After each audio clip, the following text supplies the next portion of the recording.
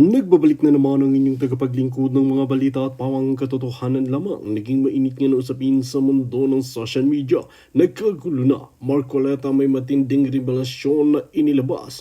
Mga kakampi. Nabigla matapos magsalita si Marcoleta. Di na ako takot.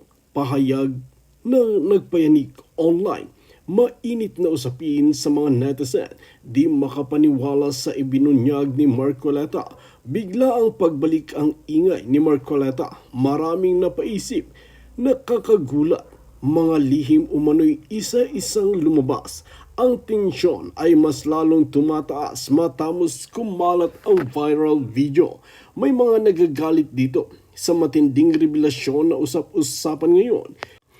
At dahil nga sa pagbubunyag ni Marcoleta sa mga kabalbalan ng mga korap na mga opisyalas, ay mas lalong naggalit ang mga Maleta gang at pinaghahanting na nga itong si Marcoleta. Kaya naman binabalaan na ng kanyang kakampi na mag-ingat at talagang bantayan niya ang kanyang sarili dahil kilalang kilala na natin kung sino ang may hawak sa Maleta gang na ito. Maraming netizen ang tila nababahala nga sa kapakanan ni Marcoleta dahil sa kanyang katapangan.